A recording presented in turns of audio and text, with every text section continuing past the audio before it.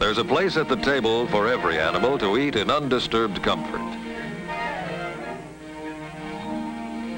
With various kinds of grain stored in glass-lined steel silos, this completely automated, centralized feeding layout is the culmination of a dream, where through push-button control, stored feeds are ground, mixed and transported to the cattle feeding troughs by an auger system.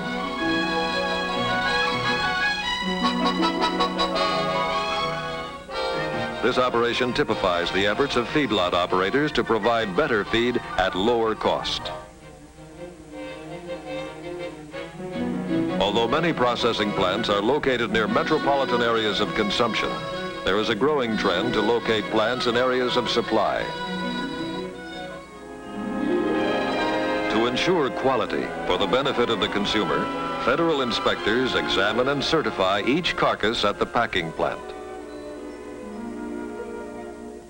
Beef, like other meats, varies some in quality. Inspection and identification ensures that each carcass is placed in the proper grade. By this means, when the purchaser buys choice beef, he gets choice beef. And if a lesser quality is satisfactory, it is so identified. Grading is based on the qualification of the entire carcass, and labeling is done in such a way that each cut will bear the mark of the grade.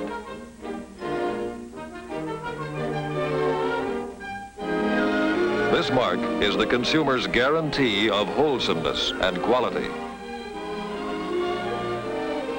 Possibly no one has done a better job to cater to the consumer's taste and demands than the packing industry.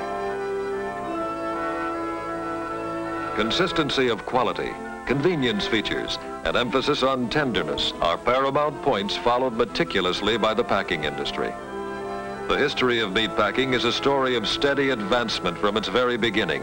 Marked progress in the industry results from improvements in mechanization, advances in refrigeration, and important developments in refrigerated transportation. In spotless, temperature-controlled, mechanical refrigerated railroad cars, wholesale cuts of meat, halves, quarters, and special cuts are transported from packer to retailer. Distance is of no concern. Today, a pound of meat travels an average of 1,000 miles from the open plains to the kitchen range.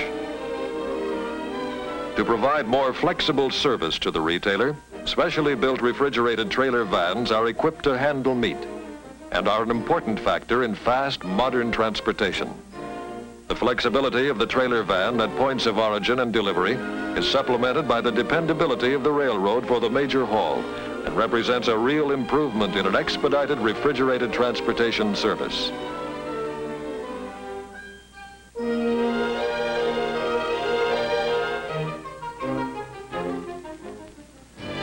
A large number of these mechanically refrigerated trailer vans augments Union Pacific's fleet of thousands of refrigerated railroad cars, operating under the banner of the Pacific Fruit Express, the acme of dependability in refrigerated transportation. The last link in the chain of production is the retailer. On his knowledge of cutting rests much of the success of the meat business. Basic cuts from a hind quarter of beef are the flank, the sirloin tip, the loin, and the round. Good cutting enhances the quality of good meat. In his way, the meat cutter is an artist. Poor cutting results in an inferior piece of meat, regardless of quality. From the sirloin tip, we get popular cuts of meat.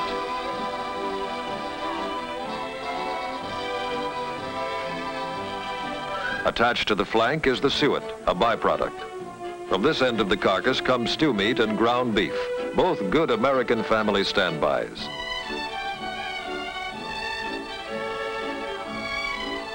While choice cuts of meat are more publicized, the secondary cuts are just as nutritious, and in the hands of a good cook, any beef is capable of producing gastronomic miracles.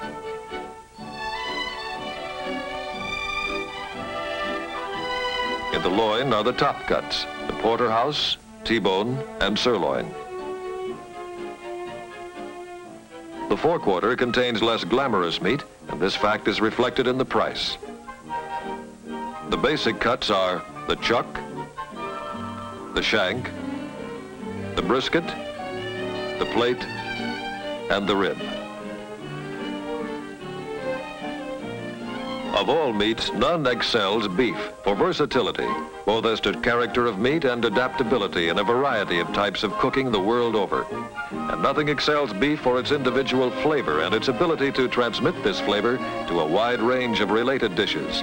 Is there anything that meets with more popular favor than rich beef gravy on fluffy mashed potatoes? Now, the rib and the plate are removed. From the shank come soup bones and crosscuts that may range from the making of virile soups to delicate consommes.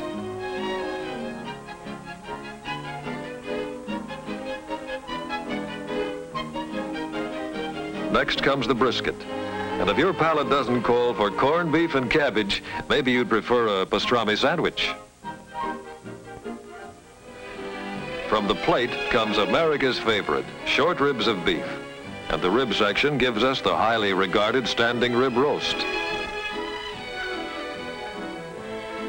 The chuck is a massive piece of meat and produces steaks, stew, or ground beef, and a variety of lower-priced roasts, such as the popular arm pot roasts and boneless chuck roasts.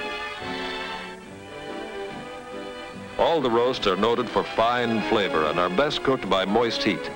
It takes long cooking to bring out the excellent flavor and good texture.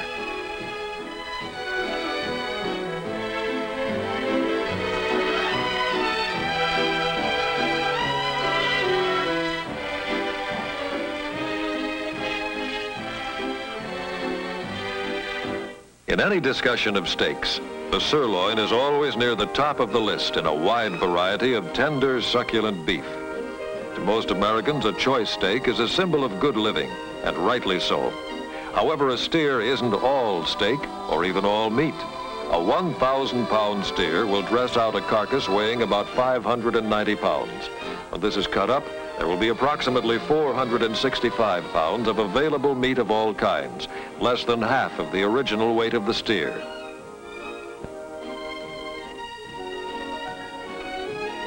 Here's another American favorite, lean, juicy round steak, rich in protein and nourishment.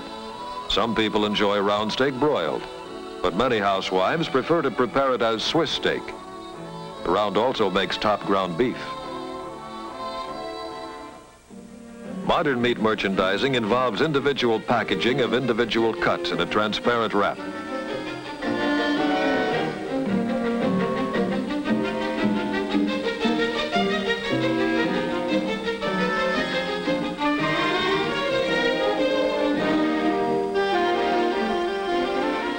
By this type of packaging, high standards of sanitation are maintained and counter life is increased.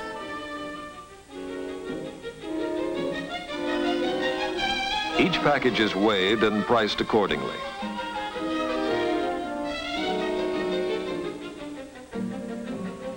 While meat is a basic item in our daily diet, it does face some competition from other food lines. Eye appeal is an important factor in selling more meat. The attractive refrigerated display case filled with packages of rich red meat encourages the prospective purchaser to buy meat and enables selection to be made easily and quickly. The housewife likes the freedom of wide choice, and she gets exactly what she wants. Although meat is perhaps the most popular form of protein in the average diet in this country, meat interests do not depend on this popularity alone to sell meat. Retailers, wholesalers, packers, cattle associations, and the American Meat Institute are continually carrying on advertising, promotional and educational campaigns designed to increase our consumption of meat in general and beef particularly.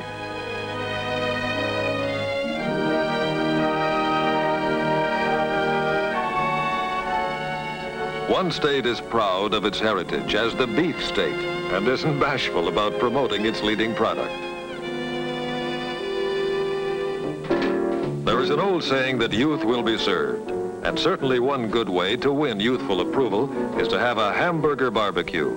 Juicy broiled hamburgers with just the right touch of charcoal flavor from the fire have become an American institution.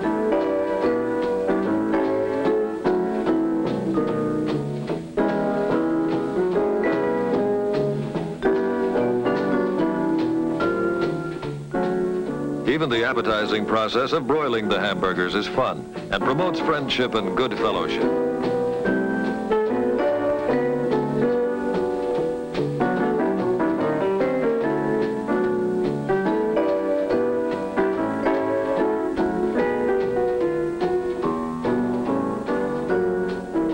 Just the elegant aroma of that ground beef picking up added flavor from the fire is enough to give everybody the firm idea that it's time to eat.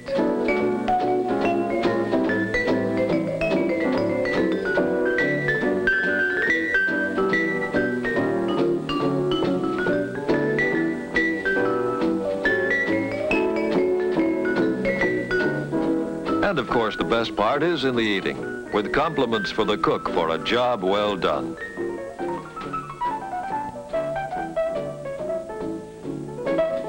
Plus going back for seconds, which turns out to be as much fun as going for firsts.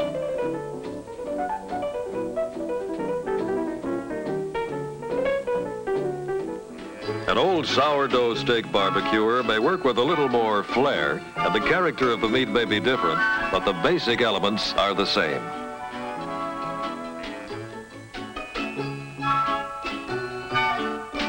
And Father enjoys making like a cook in his own backyard, particularly with some premium sirloin like these entrancing pieces of meat, cut specially thick for those aficionados who like their meat rare.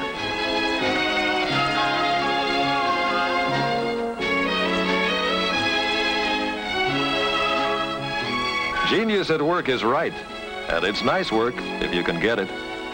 All the guests agree, too.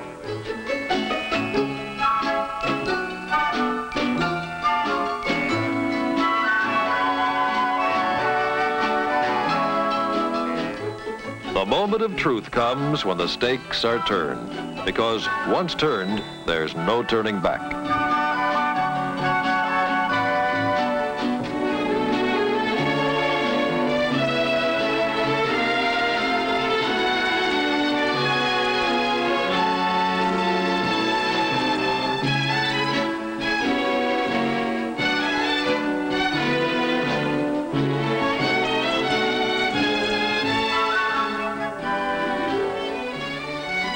No dinner bell is needed to call this chow line into action, and it's quite a strain on masculine discipline to observe the rule of ladies first.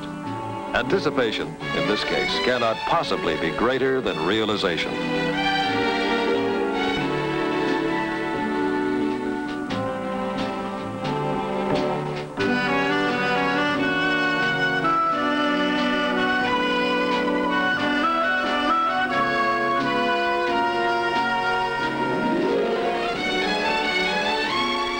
Just leave it up to the chef. He knows when he's got a good thing. Beef really does ring the bell.